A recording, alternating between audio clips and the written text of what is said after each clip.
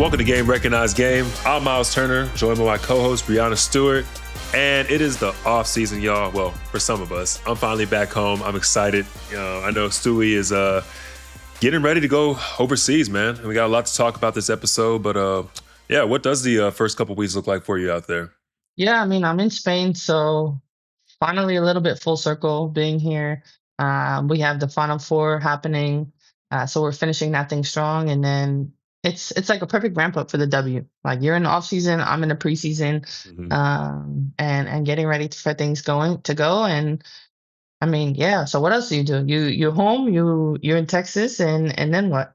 Man, I'm just excited, bro. It's been such a long season. And, the past 3 off seasons, I've been in the playoffs and, deep runs at that. So this is the first time in a long time I've had this much time off. We damn near have, 4 to 5 months off. I got time to work on myself. But it's funny, sometimes the off season is busier than the season. Like I'm at the house right now. I just moved in my house like 2 years ago. So I'm still doing renovations. I got like 3 workers right now in and out the house. It's just So I'm if living. you automatically cut out, we know why. Literally. Exactly, man. The living a domesticated lifestyle. It is fun, man. I'm here for it. But yeah, no, just get more time to train, more time to, again, just kind of work on myself, give my body some rest. And, it's gonna be good. I'm an old man now, 30, so it's a little Right. Welcome different. to the 30 club. Yeah. Everything Right. hurts a little bit more. Yeah, nah. But speaking of the W, man, I know we got some big news on your end. Officially official. I mean, I want you just to kind of tell the people what's going on. I'm officially official. Just signed my contract with New York. Obviously, everybody knew I was staying in New York, but now it's a done deal. It's a 3-year standard max contract, which is like 17% of the cap, and that will fluctuate as the cap fluctuates. But I think the biggest thing is, for us, we needed to make sure that we're able to really keep all the best players on the team, and that's why you'll see a few of us probably in the millions, and then everybody else like trying to get as much as they can, but while also having a great team. That's So dope, I'm man. Well, happy. I'm happy. yeah.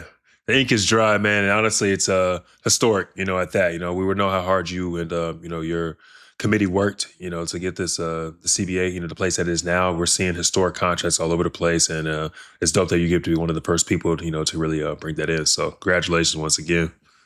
Thank you. Appreciate that. Yeah, man, we got a big show today for y'all. We're gonna talk about some NBA playoffs and award predictions.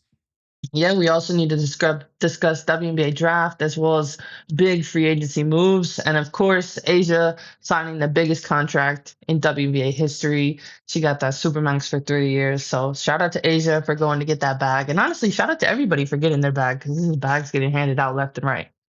That's a fact, man. It's really cool just to kind of see Asia. She's my high school class, so it's dope. Been watching her ascension. That's fire. And lastly, man, we got a new segment called Inside the Game where we take you behind the scenes of basketball at the highest level. All right, let's get right into it. First team All NBA. I'm gonna have you're gonna tell me your pick, and then I'll kind of tell you my pick. All right. Well, now that the this new 65 game rule has some they poked some holes in it. There's some caveats now, some last second additions. Changed things a little bit. Yeah. I think that, clearly got to go SGA, who's probably front runner for MVP at this point. I'm throwing Jokic in there. Obviously, Wemby's had an incredible year, in his ascension.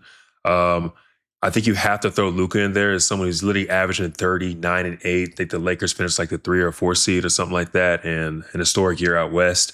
And then my sleeper pick is Jaylen Brown. I think that the Celtics are supposed to be in a quote unquote gap year, and now they're a top 2 seed. They have pretty much their entire team back, and now they're looking like a dangerous team, come out the East. So I have to throw Jaylen Brown there just the way he just kind of held it down for his squad this year. What do you think? Yeah, he was definitely holding it down, especially while Jason Tatum was out rehabbing and recovering from his Achilles.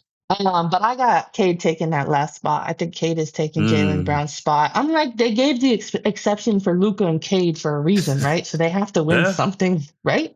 That's real. It makes sense. And you're right. Detroit was the number 1 seed this year. They were the laughingstock of the league 2-3 years ago. Cade is going to win the MVP. I'm not mad at it, man. Cade's a Dallas kid, man. I actually wouldn't be mad at that whatsoever. I just think that it's hard to deny Jokic or SGA, though. I don't know. He's got some tough competition, to say the least. But I'm not mad at that pick, at him being first team. I can see that. There's an argument for both on both sides, I think. Yeah, we're going to find out, and we'll talk about it on the next show. who wins what, basically. Probably the next show because I think MVP comes out a little bit later. Yeah, during the playoffs. That's right. Yeah, we'll see. All right, who you got for Coach of the Year? Was a couple candidates. I'm not sure if he's going to win it, but I like Charles Lee and what he did with Charlotte this year. They were a big story, man. They really weren't supposed to be that good this year, and he turned that team around after the All-Star break. And he's someone who's a young coach on the rise. But if I had to pick, I'd probably say Mitch Johnson from the Spurs. He took that team. He took over for Popovich, very recently, and he kind of took that team from obscurity to being one of the top teams, and not only the league but the Western Conference. You know how hard it is to win out West. So that's my pick. I think it should be Mitch Johnson. For the Spurs. I'm gonna go with Joe Mazzulla. I'm like, because the Celtics, everybody just picked up the slack. Like, he got everybody to buy in on what is Boston Celtics basketball. And so when they became healthy and people came back, it seemed like it was almost a pretty seamless transition. But I don't think anybody was expecting him to be like second in the East. Like, that's crazy. Yeah, no, he's a borderline crazy person, or might be full blown crazy. But I feel like you need that in a head coach. He has like this mentality that all his players, adapt and tend to take on. And he's if he doesn't get it this year, he'll definitely get one of these years. I think he's a solid coach and played against him obviously a few times. Makes like really good timely adjustments, and again, his players buy into him. So yeah, I like him for sure. All right, Rookie of the Year. This one is tough. This is the fun one. Yeah, this is the fun one. So I think that all year long, Cooper Flagg was the front runner. I think that, even from the beginning of the draft, everybody knew he was going to win Rookie of the Year. He's put up 50-point performances. He's one of the youngest. I think he's the youngest person to ever put up a 50-point performance. He broke multiple records this year. Still only 19 years old, by the way, which is incredible what he's doing in Dallas, my hometown. So, but that kid from Wisconsin, man, the kid who went to Duke, Con Canupa, he really turned that shit up this year, bro. When he first got picked so high, I think he was like number 4, maybe number 5 pick, I was very skeptical. I was like, well, who's this white boy from Duke? You know what I mean? Like, I don't really know what he does but shoot. He came out was like, that boy can play, bro. I played against him a couple times this year, and damn, bro, like I was really impressed. One, he's bigger than he looks. He's like 6'7", you know what I mean? He's pretty strong too. He gets downhill. He's gonna get to his right hand. He shoots the shit out the ball. You saw that. He said like I think he's led the league in 3-pointers made this year. Yeah, you know what I mean? Yeah, 273 or something like that. And like unreal. LaMelo was 272. Oh, bro, I know he was tight. That's funny. But yeah, I think Con has to get it just because one, he's on a winning team. He's on I guess they're in the play-in, but he's on a playoff team, and he was a big contributor to a playoff team. And while Cooper Flagg, may have passed the eye test and broke a lot of records, his impact wasn't as high as Con's was because he was someone that Charlotte was really relying on, throughout the year to make plays. Now, Charlotte obviously is a good team and got playmakers on the team, but he was a consistent role player for this year in his first year. So maybe they get co-MVPs. You heard it here first on Game Recognized Game. I'm calling. They're gonna get co of Rookie of the Year. That's what I'm gonna say. Yeah, I mean, I feel like that's a topic for awards. Is like, do you go with the winning team or the one that's like performing maybe better stat wise, but their team is losing? So we'll kind of see. We'll see where it goes. I'm gonna just keep asking you the questions because I have my answers, but like you've played against all these people, so I want to know like exactly you breaking it down. I mean, Defensive Player of the Year. Like, is anybody coming close to Wemby with that, or do you have a sleeper? Nah, it's not even close. I'm gonna keep it a stack. Like, I think someone like Wemby, so Defensive Player of the Year to me, right? Right. I think it's someone who literally is impactful, and you can't take him off the floor. You're not the same team with him off the floor, right? I think when Wemby sits on the bench, teams take full advantage of getting downhill, going to the paint, and trying to make their hay. You're testing that rim, right? When he's in the game, teams don't even try. They don't even like look at the rim. And I played against them this year a couple times, and their defensive scheme is very interesting. They basically play a 4-man defense and just let Wemby roam the entire time. Like, if he's guarding me, and I'm a stretch big, right? So I want to shoot threes. If I'm in the corner, he's still defending the rim, and they just have someone rotate for him to cover me. Then Yeah. he covers the next guy. He just keeps roaming the entire game. He's not like just guarding one person or in any He's set just like defense. a one man zone, basically. Literally, quite literally. And obviously, he leads the league in blocks. Defensive rim percentage is probably like one of the highest.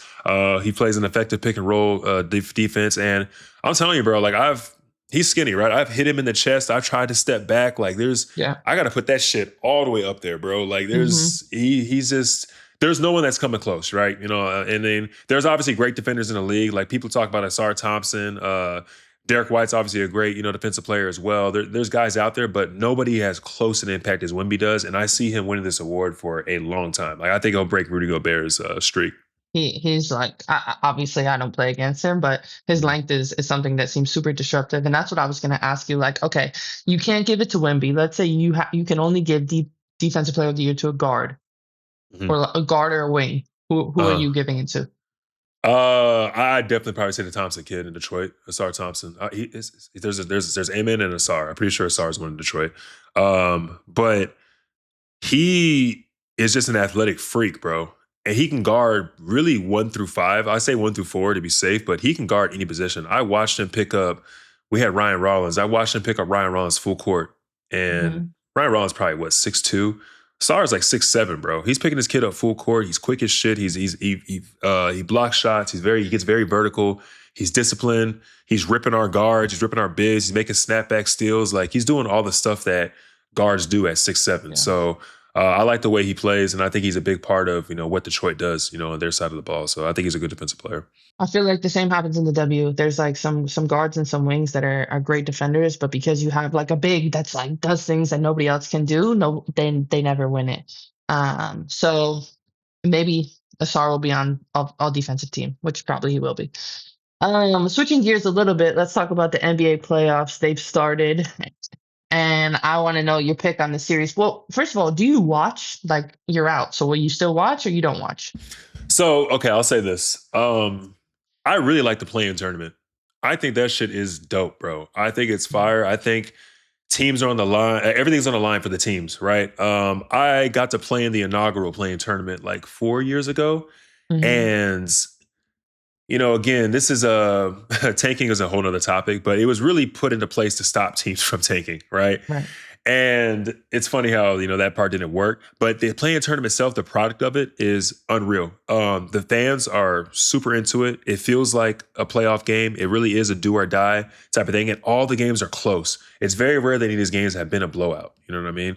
Yeah. And I like the fact that if you're the 7th seed or 7 or 8 seed and you lose, you still have a chance to win. You know what I mean? Because you worked all year long to get such a great record, And you can literally be the 10th seed and get the 8th seed or the 7th seed and end up playing the the 1 or 2 seed in the playoffs. So like all hope isn't lost. Whereas, a few years ago, it's like, by February, you're basically shutting down your season. So, man, I watched the games over the past couple of days, the playing games, and they were dope. I watched the Clippers and the Warriors last night. That was a great game. I watched Miami versus Charlotte. That was a really good game.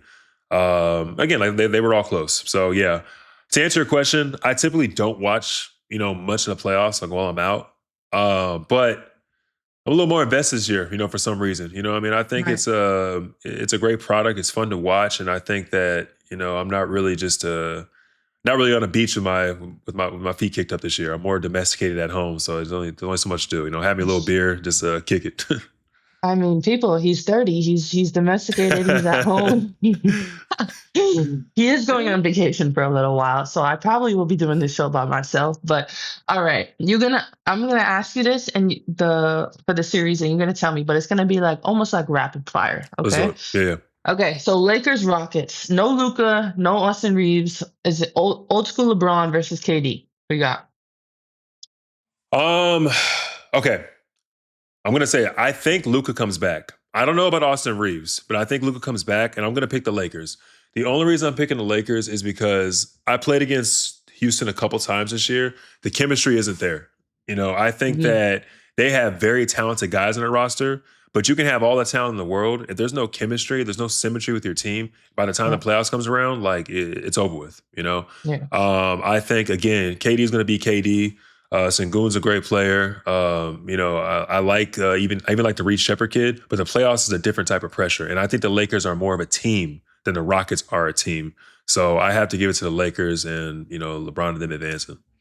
Also, the home court advantage, like that's something that is huge anytime you have a playoff series. Yeah. Okay, Nuggets versus Timberwolves. This is where it gets fun. I think the Nuggets win this one, but I think it'll be very close. I think that Mhm. again, going back to to what we were talking about the last series, the Nuggets are a great team, bro. They have Jokic, who's going to be the head of the snake, do whatever he wants to do. But a team full of role players that know exactly what they're supposed to do. Nobody's trying to play outside of themselves. And you got Jokic and Murray, kind of holding it down. Like I think that they go the distance there. Now the T Wolves, individual talent. Right, Mhm. for sure. They have everything they need. Anthony Edwards is obviously a great player. I think he's getting back in shape. I think he lost a lot of games, and it's kind of tough to ramp up this time of the year. So he's getting back in shape. But I think that again, the Nuggets have like a better overall team as opposed to just individual talent. Knicks versus Hawks. I'm like I didn't even know the Hawks were in the playoffs, but Yeah. because no Trey, so Mhm. they must have that chemistry like you were talking about. That's very important. Yeah, they're. I think when Trae Young departed, they banded together a lot more. Um, they got a good group. Very explosive offensive team.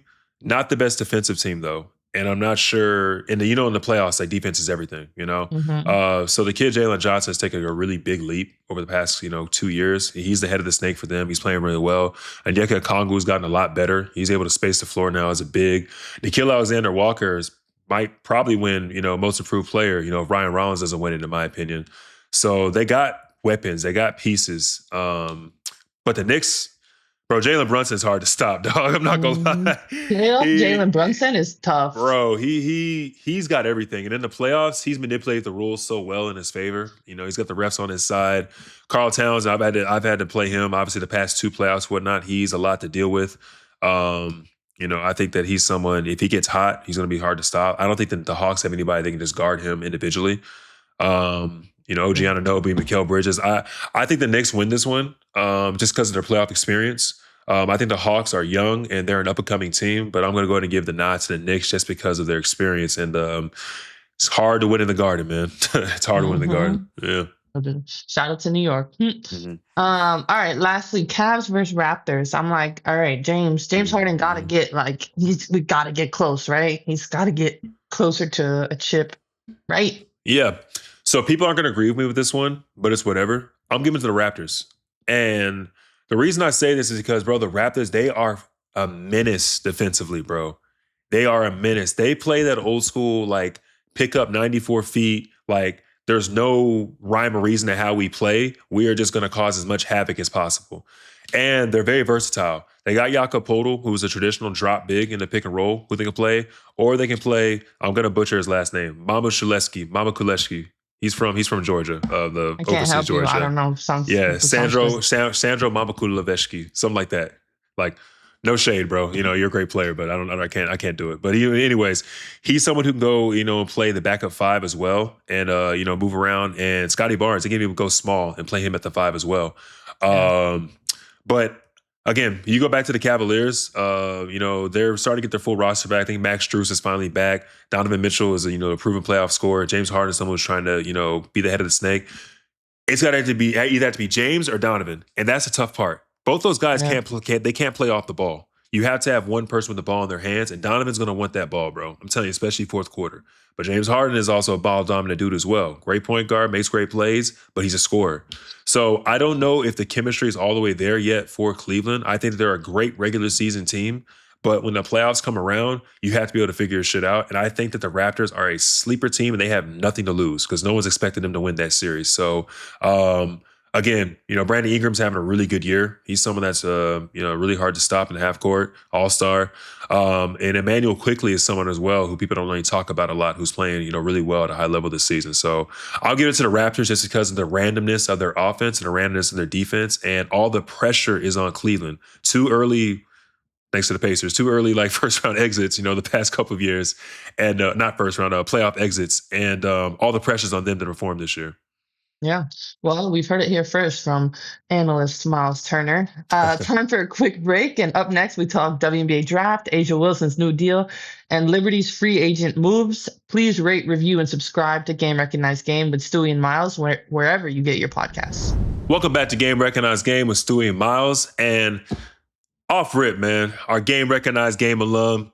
Shout out to Azzi Fudd, man. She went number one to the Dallas Wings, my hometown team. And I think we all saw it coming. But now that it's actually, came to fruition, we're all proud of her. We're very happy for her. It's a historic feat being a number one pick. A lot of pressure that comes with it, but I think she's built for the moment. How do you think Azzi will fit in, with the team on the court? Yeah, I mean, I definitely agree. I think shout out to Azzi, another UConn number one pick.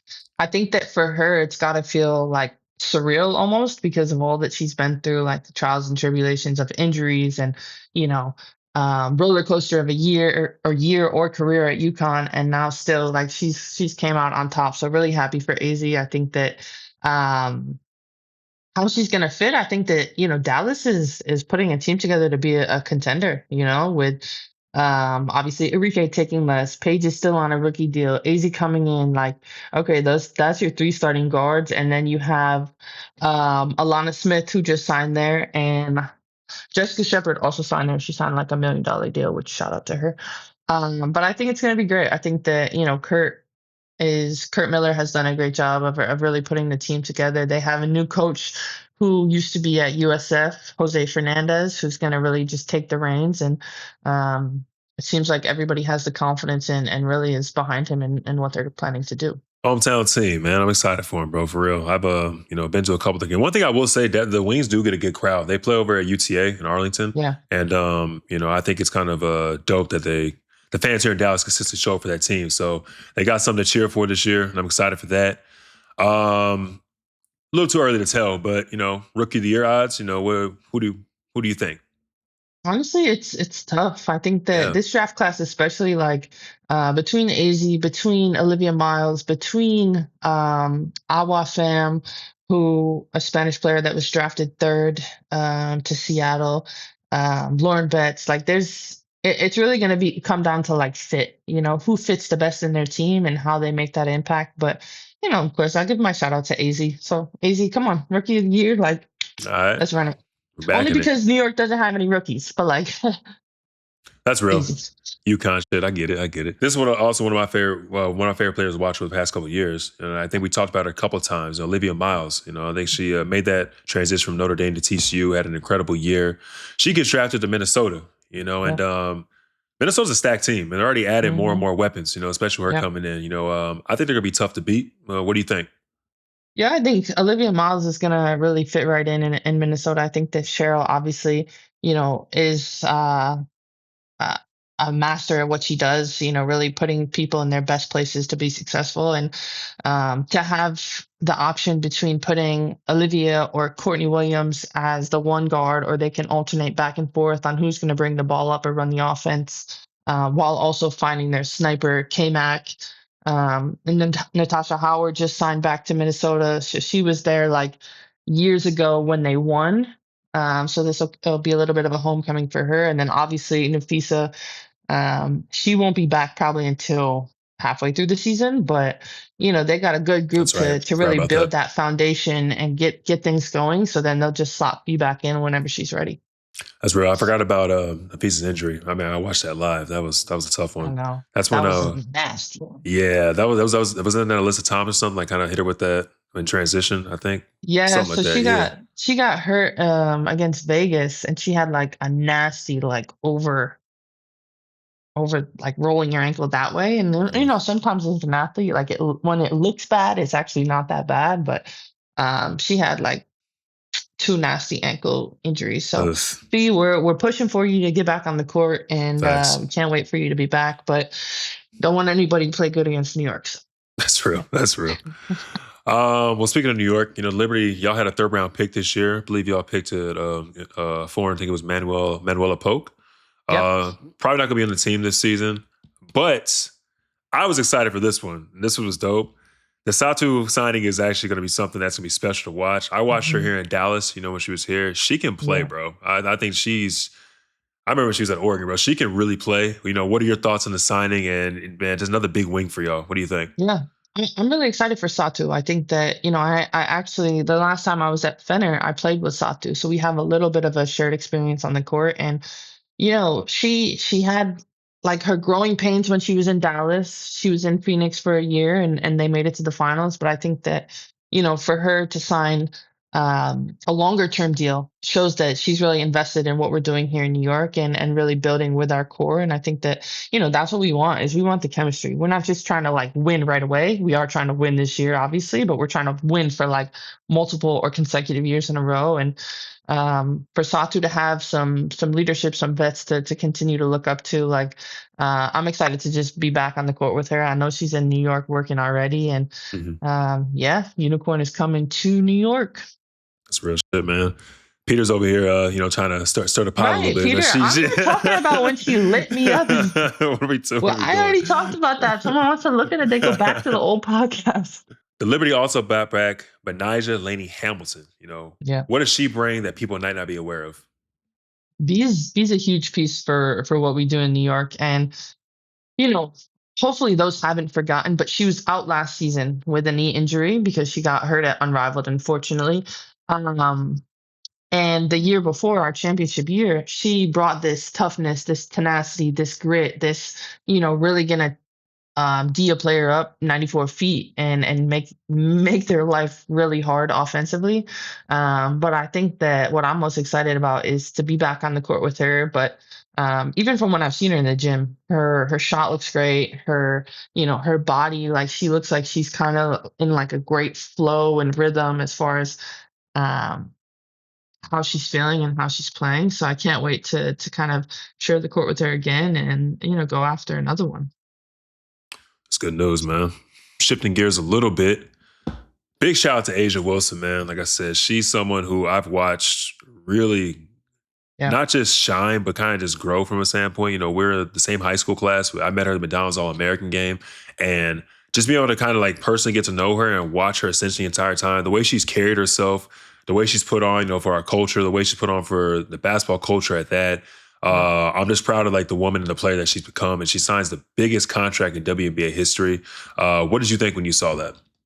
Yeah, I think that, really happy for A'ja. All the things that you said, obviously the way that she carries herself, the way that she's um, just grown, Yeah. on and off the court from when she came into the league. Like she's someone that's developed year after year after year as far as her skill set. And, she's a 4-time MVP, like 3 WNBA championships. Like there's a lot that she's done and she's someone that I have a tremendous amount of respect for whenever we go like head to head. But for her to have a 3-year supermax, like that's stability, She's showing that Vegas is her home and that's where she wants to be and continue to fight for championships. Yeah, speaking of that, y'all got some real Magic Johnson, Larry Bird shit going on, man. Like, Oh, no. what's the state of y'all's rivalry? I think it's y'all have individually had an amazing careers or whatnot, but Yeah. as competitors, you want to go against the best. So, like, what is like your mindset when you guys are matching up and whatnot? Like, what are the fans not seeing? Yeah. Just speak to it. Yeah, from my perspective, it is that it's that rivalry of, Asia and I have the most respect for each other, and we know that it's going to be a movie every time that we're together, and that we're going up against each other, and really just trying to give each other our best shot. I'm going to try and pull things out of my bag, and I know she's going to try to pull things out of her bag, and just compete. I think that Yeah. when we're matched up defensively, it's hard for both sides because there's so many. Each of us have so many tools in our toolbox to really go to as far as offensively. But between us, yeah, we're competing. Yeah, people can say a rivalry, but it's like a respected rivalry. Yeah. And then Vegas Liberty is definitely a rivalry, and I think that'll just stay the way it is. Of course. I like what you said there. Y'all just bring out the best in each other. You know what I mean? It's not so much about like the rivalry itself. It's just as a competitor at the highest level, like you guys are starting to pull shit off that you may not even knew was there just because of the matchup, and just that mutual respect you have towards each other, it's fun, especially at the biggest stage. So it's kind of dope to hear just from your perspective. Yeah, we know that we're setting the tone and the bar basically every time that we come out. So making sure that we do that year after year is something that's not easy, but is really important for the game. All right. All right, y'all, it's time for one more break. Next, we go inside the game and talk about our go-to moves. Welcome back to Game Recognized Game with Stewie and Myles. Time for Inside the Game, man. It's a new segment we're introducing. We have two hoopers at the highest levels, both sides of the game. And I just think that people watch us play, but they may not necessarily know what's going through our heads when we're playing. So Hmm. start it all off, like for you personally, what's a go-to offensive move, like in a big moment that you got in your bag? A go-to move for me, well, first of all, I'm going to set it up, right? If you're facing the basket, I want to be on the left block. Yes. And from there, I'm going to have like Yeah. my 1-2 dribble, my little shimmy, and my right shoulder fade. I feel like, Yeah. especially when I'm in that area, I know like the depth perception and everything that I'm super confident in that shot and know that it's really hard for anybody to kind of contest. Um, what You about go you? I feel like the right shoulder fade is something that most righties have. for sure. And I liked how you were setting up for the fans. Like when you are facing about most of us right-handed, we want to be on the left block because if anything, you can get to your right hand just in the middle of the floor. For me personally, I like facing up, right? I feel like when you're backing somebody down, too much can go wrong. I feel like you have a dig defender, you can get double teamed or whatnot. When you face up, you can see everything. You can see the shot clock, you can see this floor, you can see where maybe a double team is coming from, and you can see the weak side. So my favorite move is it can be left block, it can be right block, it doesn't matter. I'm going to face up with my left pivot foot. I'm going to give a jab at the defender to my right and I'm Hmm. going left and I'm stepping back. That is my favorite shot in Okay. basketball because no matter what happens, I can drop if I have a more physical guy on me or a smaller guy, I can drop my shoulder into his chest and create Yeah. space. Yeah. Or if I have someone like you said, like a Wemby who's long, my biggest objective is create as much space as possible because I trust my shot that much. Now, Yeah. the reason why I like the left block a little bit more, no, sorry, the right block a little more because I can find a way to go off glass from there. Now, again, the reason why I like the setback too is it just counters to it, right? Yeah. I You can don't go up and under. exactly. You go up and under, or you can kind of show like a hezzy, like you go like right, Hmm. you come up, you can kind of hezzy and get back to your right hand. Yeah. And most people who are righties want to go left to set up that step back because going right is a little bit harder off your odd leg or your odd side. So Hmm. I have to face up. Like I said, I can back down. It's fine. Throw a jump hook here and there. It's great. But if I can face up and see the entire floor, my life changes, immensely. And I just like getting Hmm. to create as much space as possible.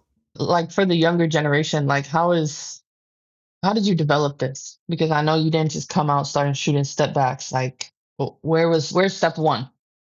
Well, trial and error. That's the biggest thing. I think you have to like give yourself real game reps.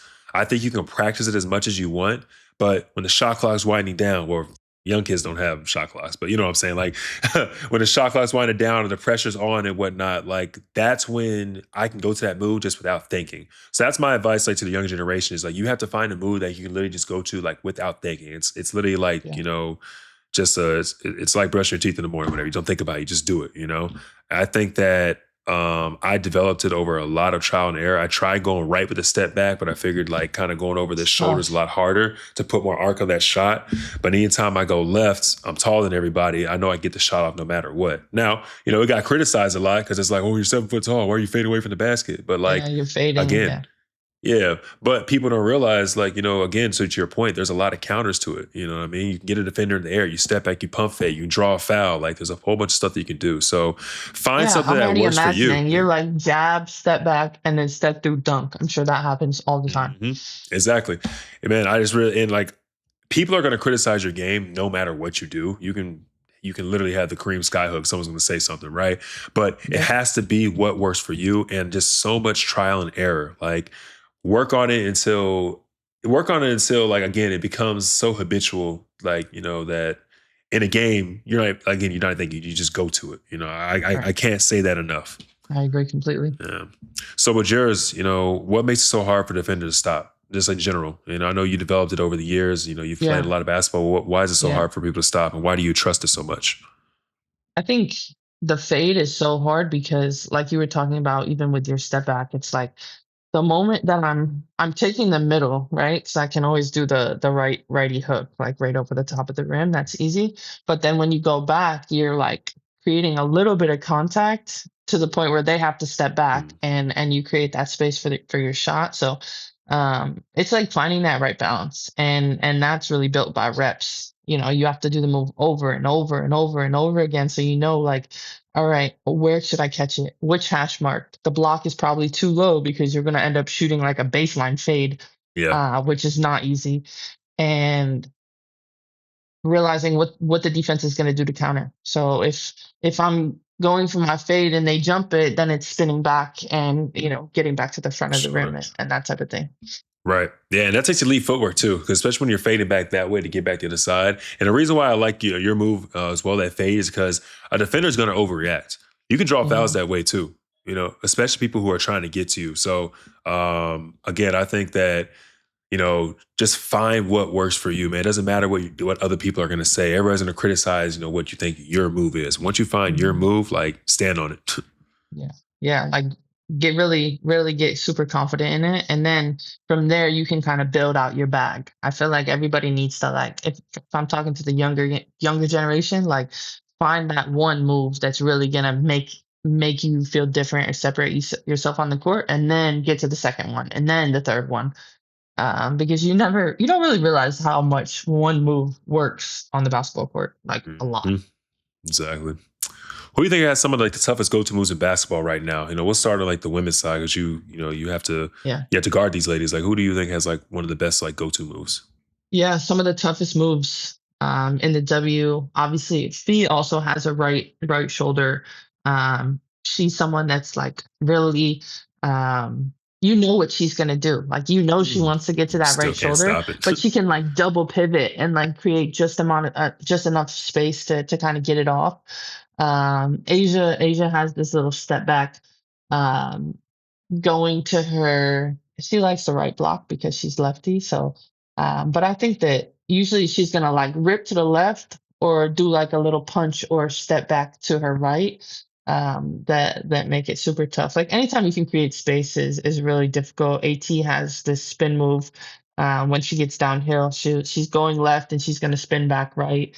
But that's just from the guard or from the post perspective. Like, I'm giving away the scouting report right now. There's a lot of players that have go-to moves in our league, and as you know, in the NBA, like, which players like Luka, Jokic, what's their go-to moves? I want to know James Harden's go-to move too, because I I'm like, was just about to say that, bro. So James Harden has two go-to moves that I think is really tough to guard. Obviously, everybody knows him for that step back. He creates so much space to the point where it looks like a travel. But Harden's step back he's a lefty, so going right, there's only so much you can do because he's going to draw that foul as well. He kind of sets you up with a cross, like a little cross. He kind of just like gets to his bag a little bit, maybe tween. But like, you just never know what's coming next. So his go-to is that little step back. But the counter to that is getting downhill, and his floater looks just like his lob. So as a defender, yeah, I don't know which if one. there's a defender. There's a guy behind me who's trying to go for that lob, or him going up for the floater, and like, you can't like figure it out. So he gets by the initial defender, with his fake step back, whatever, right? He steps back, sets it up, gets downhill. And as he's coming at me, I don't know whether he's trying to throw the lob or floats. And he's got that floater on lock. So that's a tough one to guard right there as well. Jokic has his go-to move, and it's coming. I'm going to butcher the name, but he calls it like the Samba Shuffle or Samba Shuffle, whatever. But basically, it's like an awkward turnaround over his right leg. And Peter can clip this for sure. But this shit is so impossible to guard, bro. He literally takes the ball, he turns over this shoulder to the point where his back is to you, and he takes an additional step and just flicks it up like over his head. Yeah. And that shit is water every time, bro. Like, and there's just not much you can do about it. He'll usually pull it out. Only jumping off his left with that shot. It might be his odd leg. It might be his right leg, I think. I'd have to watch the actual clip, but I think it's so awkward that to the point where like you can't even like describe it. You know what I'm saying?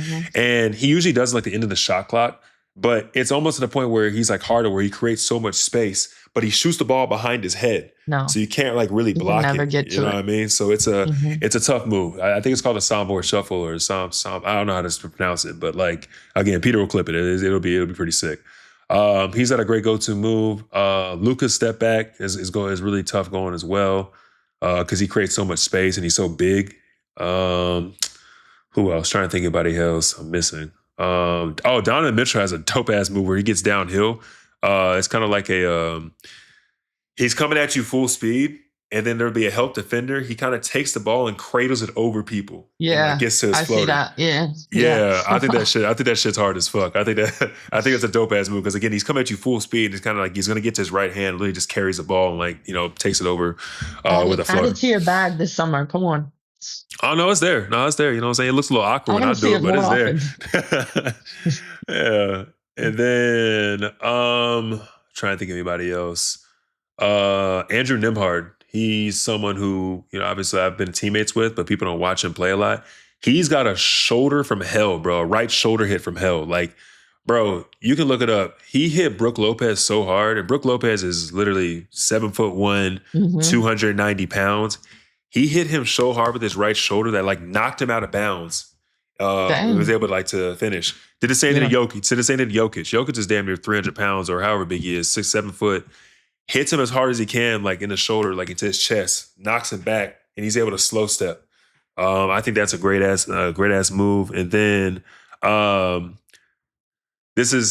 he stole this from somebody. This is one of my new teammates. His name is Cormac Ryan. Have you ever heard of the Pinoy step? Mm-mm. The Pinoy step, you've probably seen it before. Like a lot of like European players do it.